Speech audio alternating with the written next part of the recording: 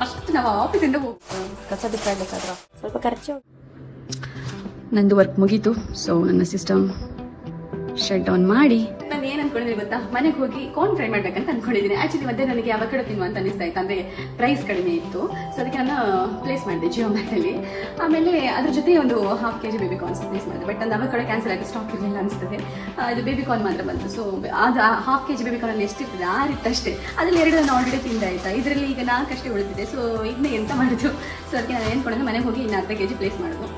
On the way ಅದಕ್ಕೆ ಏನೆಲ್ಲ ಬೇಕು ಮಣ್ಣು ಬಸಿ ಅದನ್ನೆಲ್ಲ ಹಾಗೆ ತಗೊಂಡು ಹೋಗಿ ಒಂದು ಚಂದ ಮಾಡಿ ಸ್ಪೈಸಿ ಕ್ರಿಸ್ಪಿ ಆಗಿರೋ ಒಂದು ಬೇಬಿ ಕಾರ್ನ್ ಮಾಡುವ ಅಂತ ಅನ್ಕೊಂಡಿದ್ದೀನಿ. ಸೊ ಫಸ್ಟ್ ನಾವು ಆಫೀಸಿಂದ ಹೋಗುವ.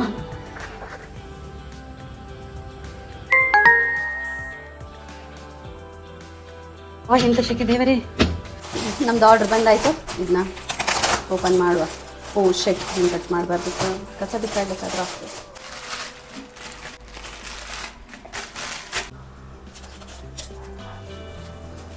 ಇಷ್ಟು ದೊಡ್ಡದ್ರಲ್ಲಿ ಇದ್ದಿದ್ದಿಷ್ಟೇ ಇಷ್ಟು ಚಿಕ್ಕದು.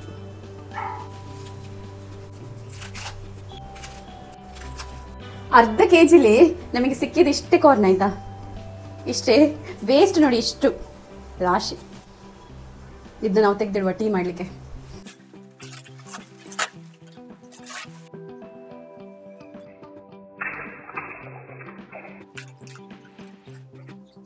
ಇದಕ್ಕೆ ಸ್ವಲ್ಪ ಮೆಣಸು ಹಾಕುದು.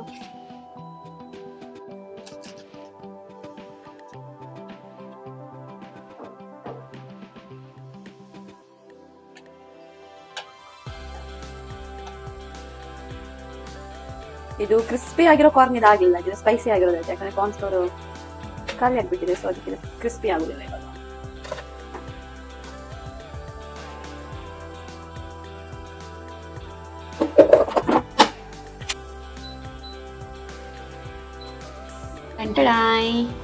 ನೋಡಿ ನಮ್ಮ ಫ್ರೈ ಹೇಗಾಗಿದೆ.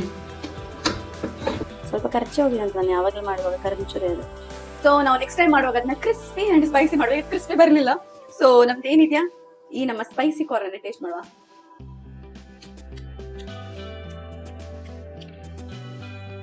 ಸಕ್ಕತ್ತಾಗಿದೆ ದೇವರಾಣೆಗೂ. ಊಟಕ್ಕೆ ಸೈಡ್ ಡಿಶ್ ಆಗಿ ಸಕ್ಕತ್ತಾಗಿದೆ. ಸ್ನಾಕ್ಸ್ ತರ ಆಗಿಲ್ಲ, ಸ್ನಾಕ್ಸ್ ತರ ತಿನ್ನಕ್ಕಾಗಲ್ಲ. ಬಟ್ ಊಟಕ್ಕೆ ಸ್ಪೈಸಿ ಆಗಿ ನಾನು ಹಾಕಿದ ಸ್ವಲ್ಪನೇ ಮೆಣಸೆಲ್ಲ ಸಿಕ್ಕಾಪಟ್ಟೆ ಖಾರ. ಉತ್ತರ ಕರ್ನಾಟಕದದು ಖಡಕ್ ಆಗಿದೆ. ಹುಳಿ ಉಪ್ಪು ಖಾರ ಎಲ್ಲ ಸಕ್ಕತ್ತಾಗಿದೆ.